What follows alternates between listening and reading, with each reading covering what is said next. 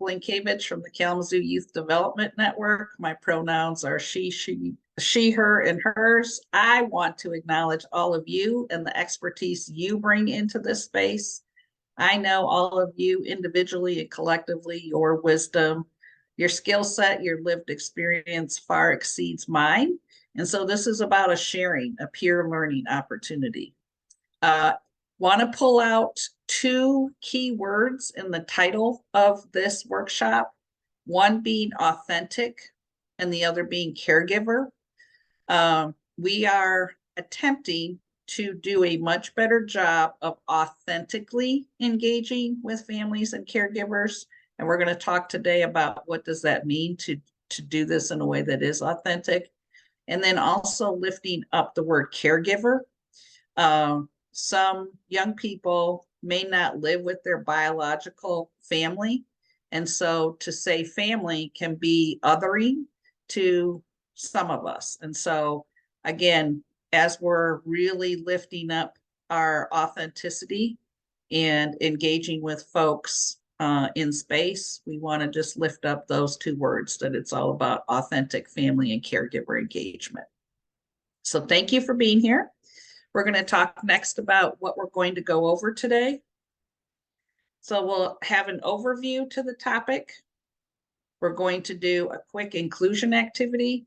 Then we're going to talk about where do we begin? How do we begin these conversations within your organization, within your program?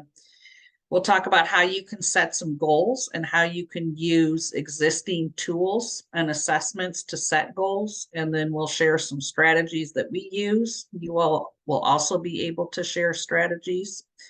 And then we'll talk about how we can apply this, and we will reflect, and we'll get you out of here by 11:30.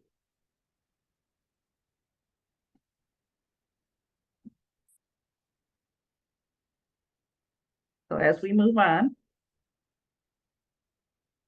how many of you use the youth program quality assessment? How many of you, do you partner with the Weichert Center? Do you use the program, the pyramid for program quality? Show of hands, thumbs up, emoji, thumb up. And can we move forward in the slide deck? Is that possible?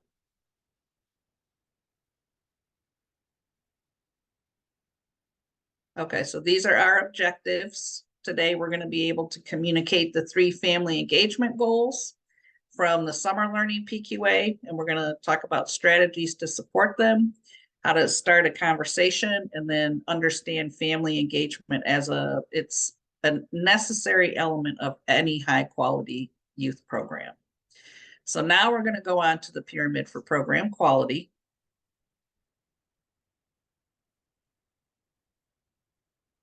So KID Network partners with the David Weichert Center for Youth Program Quality. We use the Youth Program Quality Intervention and the Youth Program Quality Assessment. I saw a show of hands. I've seen some people from Kalamazoo in the room, Latonia Pueblo, Matt, a few others. And I know everyone across the state, not everyone, but a lot of organizations across the state partner with the Weichert Center to be able to use this approach to high quality youth development. And so within this continuous quality improvement process, family engagement, caregiver engagement is really at the foundation of a high quality organization, a liberatory organization, and a high quality liberatory youth program. And in the chat or unmute, why do you think that is? Why is authentically engaging with caregivers an element, a required element of having a high quality youth program? Chat or unmute. So the connection doesn't feel forced or fake. Thank you. Because growth only comes from communication. Well, in large part. Yes. And it's a builder of trust. We're building trust, right? With caregivers and families. Yes. Yes. We've got sense of community. We're all in this together. Get to know young people. Absolutely. It breaks the ice. Yep. And if we're, yeah, because a family, caregivers, that it's an essential part of a young person's development, right? And if we believe that caregivers and families are the first best teacher and supporter of young people, it is absolutely essential that we authentically engage with those adults, and so we can truly form that village. Learn from families sometimes, and we're going to talk later about, there's this power dynamic, and sometimes that's a barrier to family engagement, that families feel like we're talking to them as so-called experts, and they truly are the experts in their own young person's development. And so, as you all were saying, to build that trusting relationship, really moving from a transactional partnership to a transformational partnership. Transactional is calling home for something that happened in the program, good or bad, and not really us taking the time, stepping back to understand the expertise that families bring, it not only in their own child, but their expertise. Maybe they own a business. What did they do outside of being that child's first supporting adult and their caregiver and their father or their mother, aunt or uncle? They have other areas of expertise. So authentically engaging with families is a way for us. It means that we've got to step back and take time and be intentional about building those authentic relationships. And the Pyramid for Program Quality asks us to do that. And so in the next slide, we're going to talk about 3 goal areas from the Summer Learning PQA. Are you all able to see this? I know it's kind of small print. Yes. Okay, thank you. All right, and I want to put this out there. I know we have to do this for mass, but only seeing myself is kind of funky. I feed off of being able to see all of you and your responses. So bear with me, because this is a new experience for me. So family connections. This comes from the Summer Learning Program Quality Assessment. Some folks who partner with Weichert actually prefer the Summer Learning Program Quality Assessment because it includes these goal areas related to family engagement. So take a minute. The 3 goals are year-round contact with families, and like take out the summer part of this. We use this year-round. So it's year-round contact with families, relationship building with families, and not just during the summer, but year-round, and family participation opportunities. Take a minute, read the number 5 element, because that's what you want to shoot for, is a 5 rating. And then read some of those interview questions, and then unmute or share in the chat what goal you think would most apply to your program or be most helpful to your program right now related to family engagement.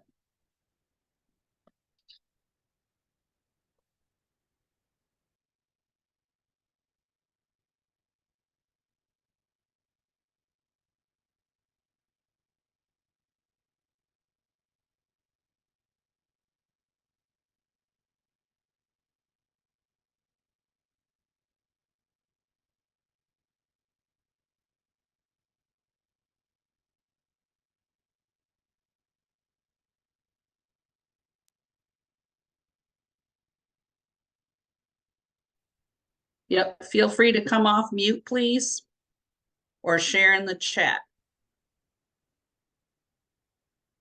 I'll share. Okay, thank you. All right. As far as what's been applied to me, it's like it starts from the interview process when you first meet the parent. And I'm not one who can't handle a child to a degree. So I get to know my parent, and sometimes they come with siblings. And how I do it is I engage with the kid and the parent, and then we have other curriculums that involve the parent. So they get a chance to see us all working together, and that's what I meant about trust. So you're building basically family relationships as opposed to just some type Mm, of job. So, and yeah, you do engage for many years, and you keep your clients that way too. So I've actually raised families. So wow. yeah, What program are you with? I'm just a home daycare provider. Okay, great. No particular program, just these are the things that that I've applied to me doing daycare, home daycare as a family daycare group. And when you get the other kids involved, they also learn about other people's kids. You become like one big family, so to speak. Mm, And everyone becomes like your kids are siblings. They become siblings to one another. So my job is to make sure they are taught how to interact with one another. So when it comes to the families, it's not just one family. It's like we're one big group, massive family without blood relation, if you will. thank you for that. I appreciate that. And that you're with the same families for years, right? Oh, yeah, I've had one where she was a year and a half, and now she's 28. Wow. And they still come back. They still stay. Now they're at the age where they can actually make decisions to either stay for longer periods of time or even stay the night. You can travel the whole nine. You literally become that other parent. Oh, Yes. yeah, Thank you for sharing that. you're welcome. Uh, yeah, and we'll get into strategies. I see some questions in the chat about strategies. For those of you who are in an after school program, a school age after school program, um, where there may be turnover in staff, turnover in young people, where we don't have them necessarily year after year after year. How do you think you could use some of the examples that were just provided from an early child care program? I'll share. I run an after-school program for under-resourced families in Washtenaw County. And all of my families actually live in the same housing complex that I work in. So they're pretty familiar with me. However, we have AmeriCorps Vistas and part-time staff members that come and go. We just started adding a staff feature on the parent newsletter that we send out every few weeks we send out, so that our parents have an opportunity to see who their students are engaging with during our program. Thank you. So that newsletter highlighting youth development advocates as a way of building relationships. How many of you have a specific family engagement goal for your organization or your program? A formal stated family engagement goal?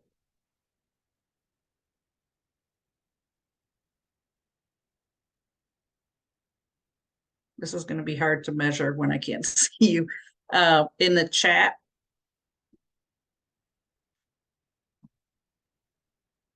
or Sonia or Larry, if you can see folks.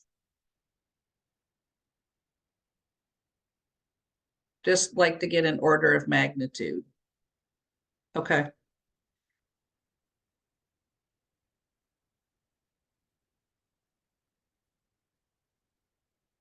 Thank you, Larry. So part of the message today is to create a specific family engagement goal for your organization or your program. We used to use an assessment tool called the BOSNet assessment for family engagement, which we're going to talk about later this morning. And the organizations that we support would assess every year and then select a family engagement goal. And after some reflection over time, we were like, the feedback we got, one is we do too much assessment within our network. Two, they're like strategies in the BOSNet, which they are. And then as a team, we reflected and we were like, wait a minute, the Summer Learning PQA has 3 family engagement goals in it already. Why are we using a long assessment and asking folks to select a goal? And so this is the standard for our industry in after school. Early childhood also has a version of the PQA, the early childhood PQA. And so within after school, serving school age young people, this is the standard for us. And so if you do not have a family engagement goal, we highly recommend that you start there. Because if you don't have a goal, it's hard to know what actions you should take and if you're making progress. And so if any of these 3 goals resonate with you, we highly encourage you to select one of these 3. You can download this document from the Weichert Center at cypq.org. You can go on their website and you can download this entire assessment for free. And you can see the rest, and you can download the youth program quality assessment as well. But these 3 goals come from the Summer Learning PQA. We call it the SLPQA. And if you would like to set a goal and you need a starting point, we highly recommend that you select one of these 3. Okay, so now we're going to move on. And well, first of all, we're also going to, before we move on, we're going to talk about this idea of authenticity. And how do we know if we are authentically engaging with families? We've been working with Dr. Bianca Baldridge. She wrote a book a couple years ago about, it's titled Reclaiming Community, Race, and the Uncertain Future of Youth Work. And she talks about us moving from positive youth development to critical youth development and creating spaces of liberation for young people and adults. And she talks about different ways we can authentically engage with families. One of them is, she calls it non-hierarchical professional development or communities of practice. And so I'm going to call myself out and a little bit of mask. If we had taken that approach to this session, there would be a family member or a caregiver from one of the programs we work with who would be facilitating, or at least co-facilitating. And so it gets away from that idea that I'm standing up here as the so-called expert, right? And we're creating a space for those who truly are experts to be part of this community of practice. Dr. Baldridge also encourages us to first recognize caregivers and family as the first teacher of young people, and also that those adults have other skill sets as well, and to engage them and pay them for those other skill sets. Maybe there's a family member who has a marketing business. Maybe you can contract with them to do your newsletter. So there are all sorts of ways of authentically getting to know families and caregivers, and then supporting them in many different ways and centering their expertise. So Dr. Baldridge encourages us to explore those different options of authentically engaging with families and caregivers. So we're going to move along and talk about why. And we know this, right? The heart behind family engagement, that the more we center families authentically, it leads to increased academic self-efficacy and agency. In Kalamazoo and Calhoun County, we focus on the social emotional learning skills of young people. That's our common outcome. So we measure academic self-efficacy and we talk about agency. We also talk about the social capital that young people have. And we ask them to list the number of adults in their life who they have as a means of supporting them in terms of social capital. And so that gives us an idea too, are they looking at their caregivers and their family members as someone who supports them, can open doors, that sort of thing.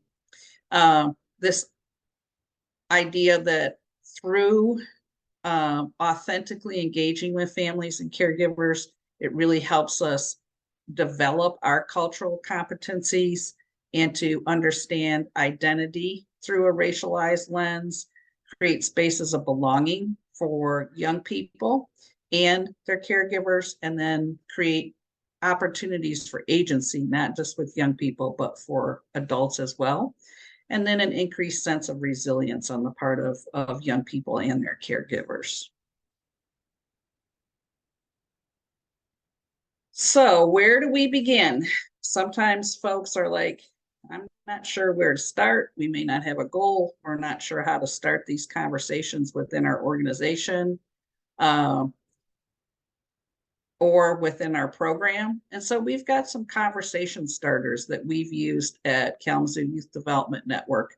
Every organization that we partner with has a Kid Network coach. And we have what we call initial engagement meetings where organizations select one of those family engagement goals, and then we start the conversation with these questions. So on the next slide, we are going to start the conversation. So they're pretty simple, and hopefully they can help you in your program, in your organization, to say, what does family engagement look like now in your program? What can you celebrate? What do you want it to look like? Which one of those 3 goals aligns with your current focus? And what does your program do intentionally to make families feel welcome, valued, and included? So take a minute, look at these 4 questions, and let's have a conversation. Is there a question that's resonating with you that you feel is speaking to you this morning? If so, what is it, and what is your response to that question?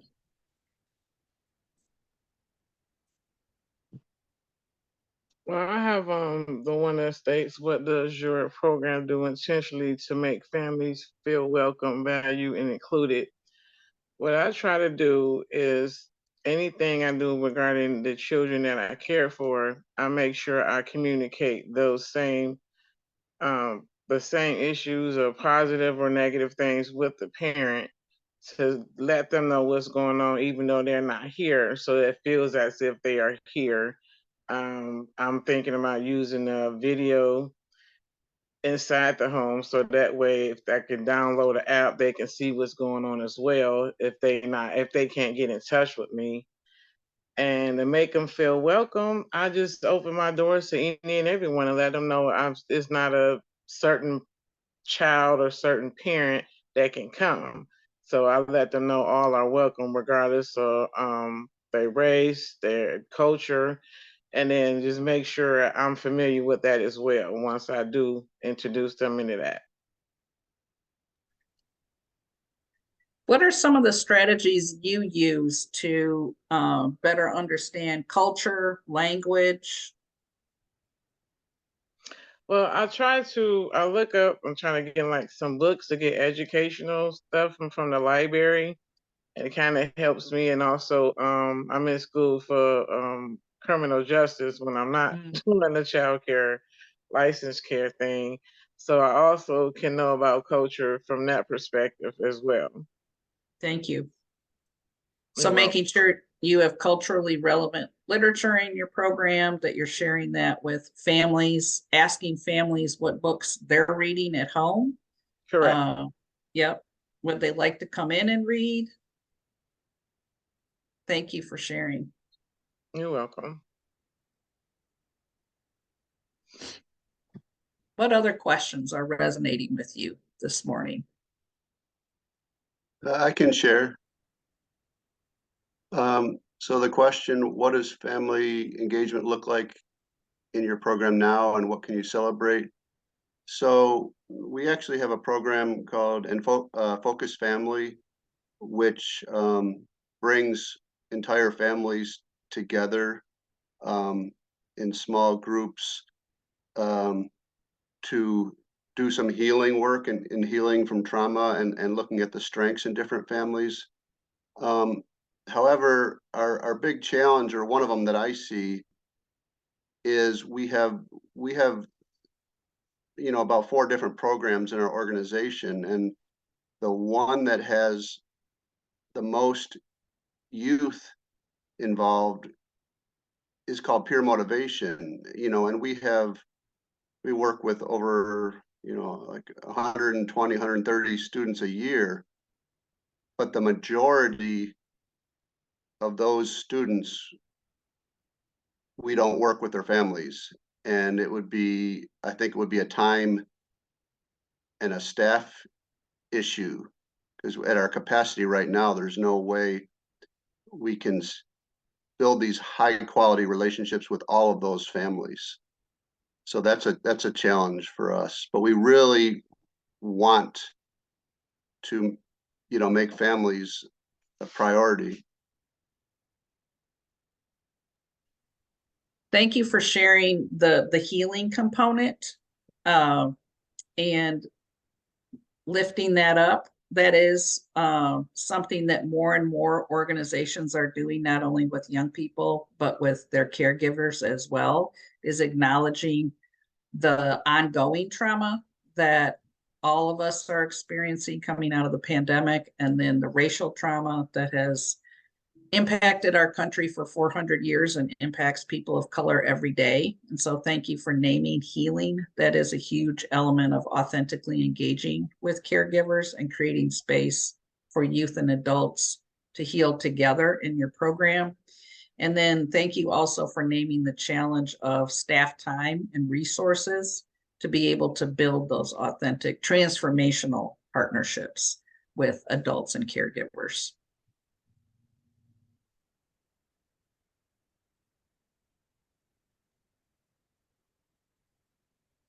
Would anyone else like to share?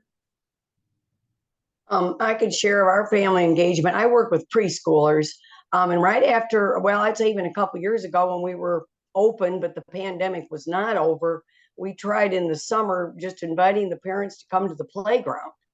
And the parents seemed to enjoy it more than the children did, because I think they were looking for a safe place where their children could play and they could talk to other parents, but it was okay. They were looking for a social outlet. But we have continued, because we had always done seasonally, like maybe we did a pumpkin carving or those kind of things. And we weren't quite ready to do an inside thing yet, but we have tried to do now some more like we used to do, some inside things where we just invite the families to come. And we have found it's more successful if we do it like at 4 or 5 in the afternoon, more about pickup time, rather than having the parents come back in the evening, because the children, some of them go to bed early because they're little. Right. We have found we have more success doing that. But I think the parents sort of enjoy the time with their child, but they enjoy the time with parents that have children the same age as them, as their children. Yes. Thank you for that. Sometimes perhaps we overthink some of this, right? And over structure things. And so thank you for highlighting that. Sometimes it is just a case of creating space for families to be together and share and talk. Sonia mentioned I'm the parent of quadruplets. I remember one of the first times I met another mom when my kids entered kindergarten, and her son had come over to play at our house. And when she picked him up, we stood in the driveway and talked for 2 hours. And we just, at the end, we were like, whoa, apparently we needed to have a little play date too. And I'll never forget that. That was, almost it was 20 years ago, and I'll never forget. And I can still like feel what that meant to me. And it is so important for families to be able to talk to other families that have children and youth their age. And so creating that space, and sometimes just the sheer fact of creating that space with the hustle and bustle of the world we live in now can be incredibly beneficial to adult caregivers. Yeah. And the timing, we're going to talk about barriers later on. You mentioned you did it during pickup, so families didn't have to go home and come back. To be mindful of all those potential barriers when you're planning for authentic family engagement. All right, I appreciate all the interaction, all the expertise in the room, and sharing the strategies that you're currently using. Anyone else before we move on? I don't want to cut short the interaction.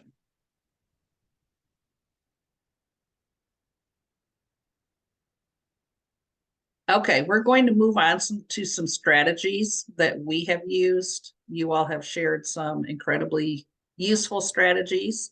We're going to talk about a few that we use, and hopefully you find them helpful as well. So on the next slide and in the chat, we're going to drop some documents into the chat. So we're going to take a few minutes for that to happen. You are going to be receiving in the chat links to a document that we created. It's a crosswalk between the three summer learning PQA family engagement goals and the BOSNet activities that go along with them. You're going to receive a family interest inventory that you can use as a way to better understand and get to know families. And then we have our phone calls home and our postcards home that we're going to drop in the chat. The first thing I'd like you to take a look at is, well, first of all, let me give you a minute. If anyone could just do a thumbs up, or Larry or Sonia, if you could let me know when it looks like everyone has downloaded those documents.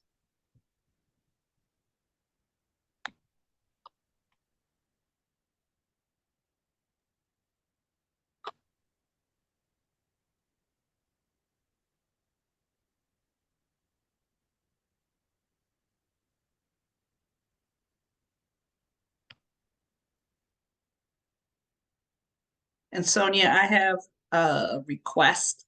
Is there any way you could stop sharing the PowerPoint and share that BOSNet PQA document?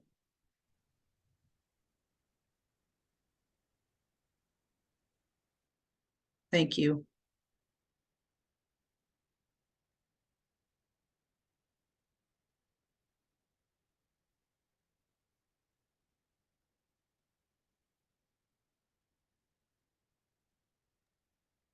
Hello? Hello. Hi. I'm trying to find where I can download this. I'm on my cell phone. Please forgive me. Oh, Please can't figure out how to download it. yeah, it is tough on your cell phone to download documents out of the chat. Okay. Yeah, we'll be able, Mask will be able to email those to you.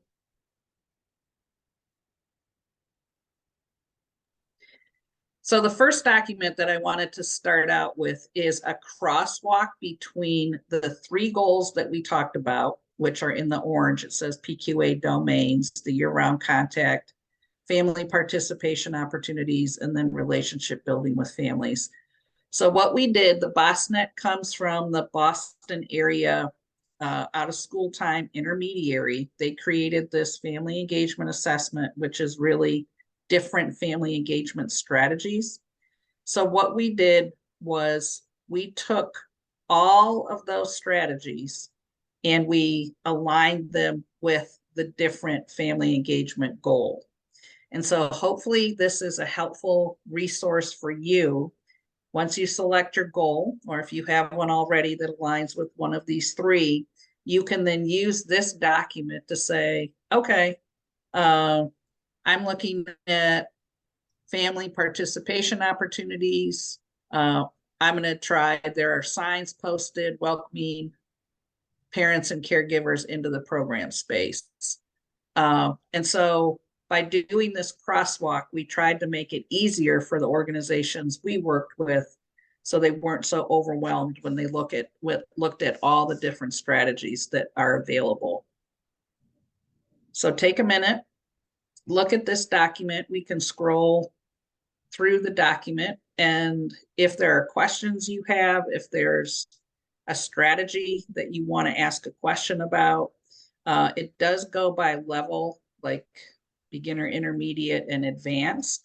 So for those of you in the space, that sounds like there are a number of you who are really trailblazing in terms of family engagement. And so hopefully there are strategies that are useful to you as well.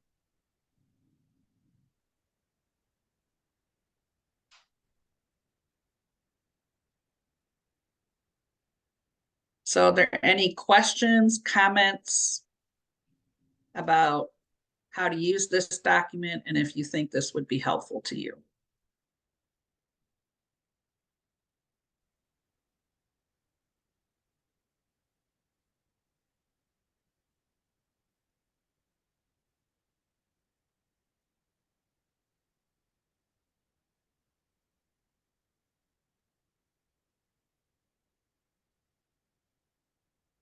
There's a lot of information here.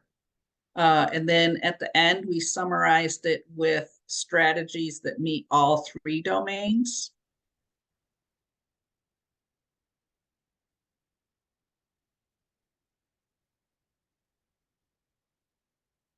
So hopefully this is a helpful starting point for all of you. Again, really encourage you to select a goal because again, I always, when I work with organizations, I'm like, fundamentally, are you going to Miami or Omaha? And I'll say, I'll get on the train if you're going to Miami, but no shade on Omaha. I really don't want to go there.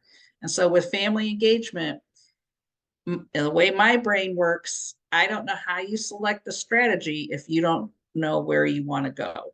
And so you don't have to select one of these 3, but please have a concrete goal that everyone in your organization knows, all the folks in your program know. We are trying to build relationships with families. We're trying to really improve year-round contact, whatever it is. Then once you have that goal and that filter, it makes selecting strategies so much more impactful. And hopefully this tool is a way for you to then select strategies you can use. Thumbs up. We're good on this one. Great. Thank you, Victoria. What we're going to look at next is the family interest inventory. This is a 1-pager that you can have as part of your orientation. I believe a couple of you talked about you have a formal orientation, you have an interview. I'm assuming all of you have a family handbook. And so this family interest inventory can be part of that process, that orientation process. When young people join a program and you have the family orientation, you can have this family interest inventory be part of that process. And it's a way for you to get to know adults in an efficient way. We also heard someone talk about the challenges of the time and resources, staff resources it takes to really build these relationships. Hopefully this family interest inventory is an effective and an efficient way of you beginning to understand the interests that families have, the time they have available. And so here it is up on the screen, and it was in the chat. And so you can see that it's an opportunity for adults to share their strengths, things they're good at, some of the things that their young person enjoys, their hopes and dreams for their families, and just in general, what they want us to know about the young person that we're both supporting. We have found the original family interest inventory was like a couple of pages, and of course, pushback, it's too much. And so you can modify this in any way you'd like. We modified it, reduced it in terms of the type of information we were asking, but obviously take any of these tools and modify it so that it works best for your program and your organization. And again, the goal of this is to begin to understand the strengths and interests of families and do it in a way that might be more manageable in terms of staff resources. The last tool that we want to share, we have scripts for what we're calling positive phone calls home and postcards home. We shared those in the chat as well. Because we focus on social emotional learning skills of young people, and we have a measurement tool for that, it's called Hello Insight. These postcards home are a way of staff communicating with families that Mitchell has a strength in terms of self-management, which is one of our SEL skills. And so you can use, this is the correction call script, but if we scroll down, here is the strength call script. And so, hi, this is Meg. I'm calling about Mitchell. He demonstrated, yes, we can reshare those postcards in the chat. And so the strength call script, it's based on a strength for us, again, because we focus on social emotional learning. That's the opportunity we see.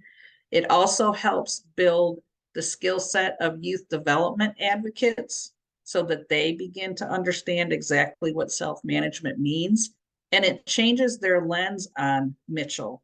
If I'm always looking for an opportunity to do a strength call to Mitchell's mom or dad or aunt or uncle, I'm going to have that lens, right? And so it's really changing that deficit mindset to that growth mindset for staff who work directly with young people. And then it helps build relationships with Mitchell's caregivers, because it's not the phone call, Mitchell just tipped the desk over, or, maybe push someone. No, it's Mitchell exercise self-management all throughout the day, during transitions, during dinner, and giving examples of how Mitchell did that. Go ahead. Did someone want to share?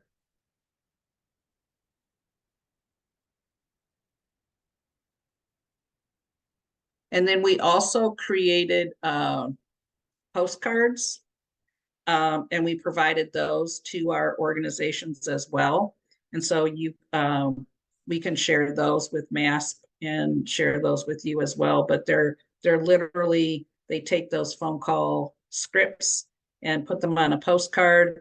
You fill in the name, the skill set that they're demonstrating, and send those home. And postcards are cheaper than regular mail. We bought just stacks of those and handed them out to cohort members so they could use them. And those strategies are not as costly, and they do work, because folks will read a postcard. They don't have to open anything up. So the feedback we've gotten is those postcards home can be, again, an effective and an efficient way of communicating about Mitchell and building those relationships with his caregivers. Any questions or comments about those strategies? If you use them in your program, what do you want to celebrate? Were there any challenges that you had with any of those strategies?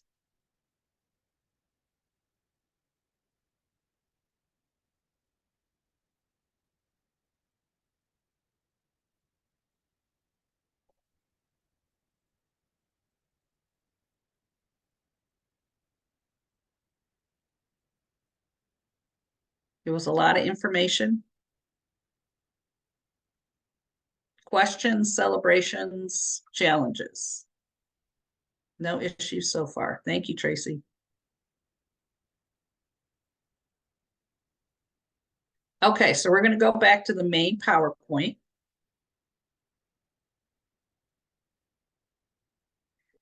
And we're going to talk about, with all of this wonderful information, our open hearts, our growth mindset, sometimes there are barriers to authentically engaging with families and caregivers. I'm going to talk about what we've experienced and then want to open it up to a conversation. One of the barriers that we started talking about, I don't know, 6 or 7 years ago, was the idea around implicit bias. And sometimes as adults who work with young people, we form a perspective or a narrative in our minds, in our heads, in our hearts around the adults that Mitchell has as caregivers based on how Mitchell shows up in program. We've never met his adult caregivers, but sometimes we tell ourselves all sorts of stories about Mitchell's caregivers just based on how Mitchell shows up. And so we wanted to start with that as a conversation and be transparent, be vulnerable with ourselves here today, and just talk about that as a first potential barrier to authentically and with a growth mindset and open heart engaging with caregivers and families. Does anyone have a response to this idea about our biases and how they could potentially be a barrier?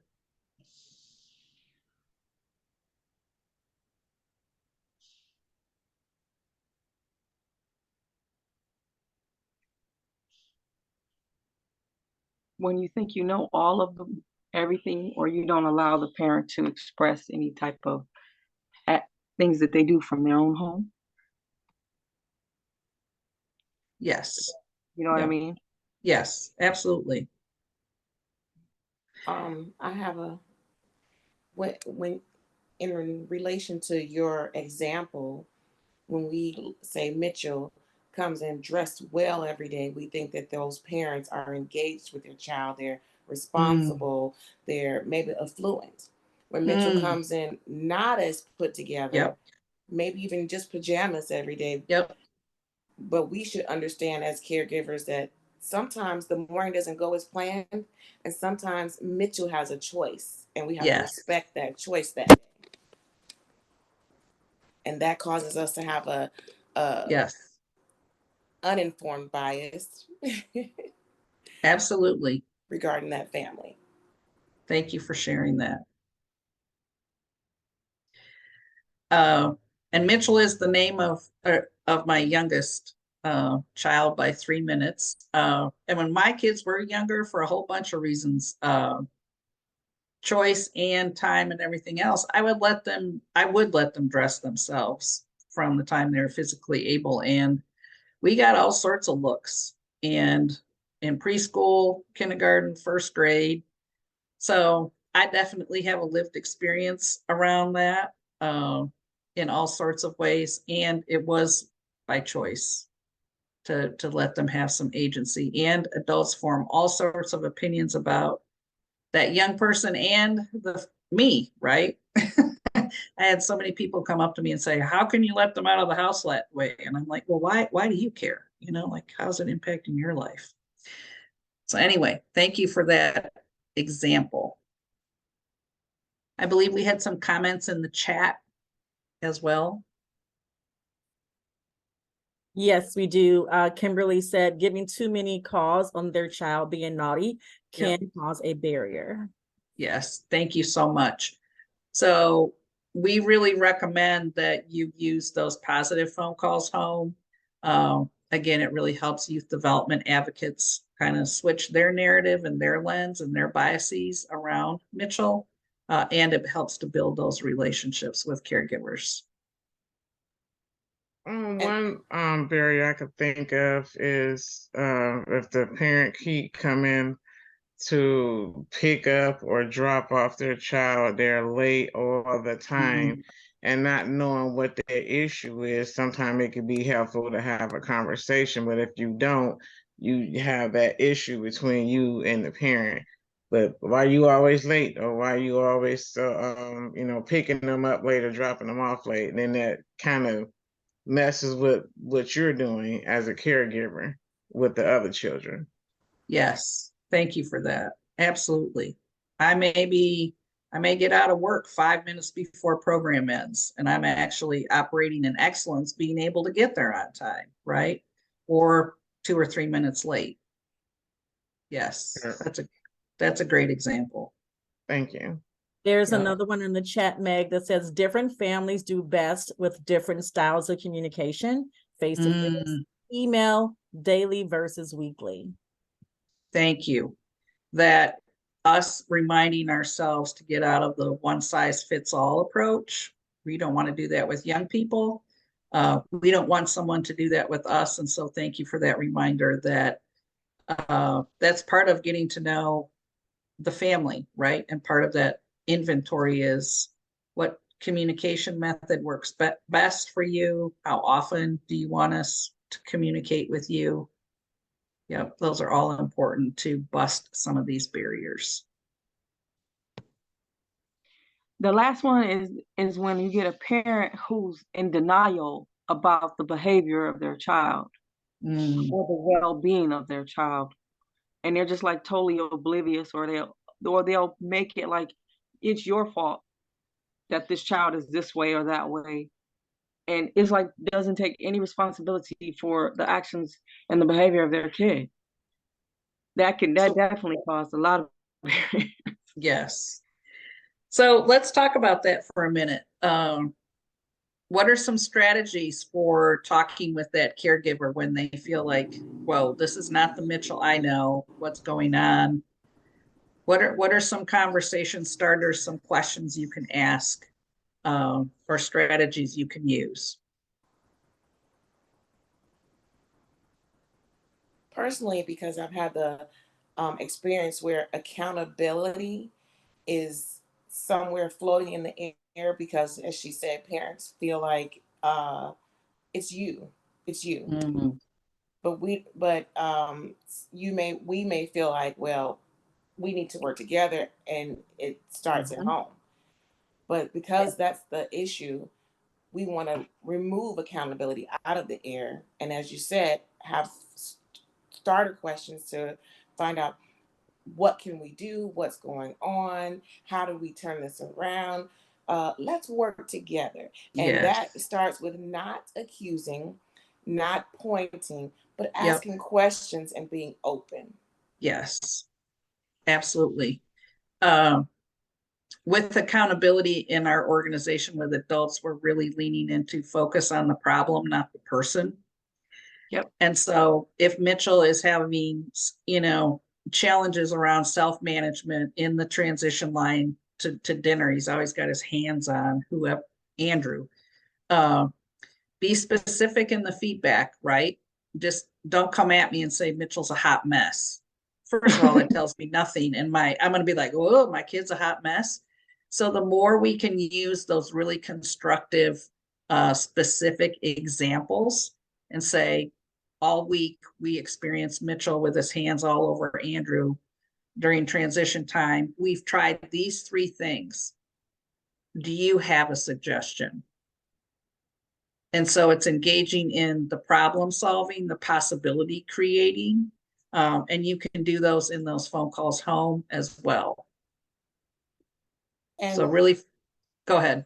I'm sorry, I was just thinking back about the question in the chat and the response as far as the too many negative calls home. Mm-hmm. So I went to visit my son and daughter-in-law yesterday to see my grandbaby, and they had a friend over, and I walked in and part of the conversation, and she was explaining that their child is starting 3rd grade and it's not a great start.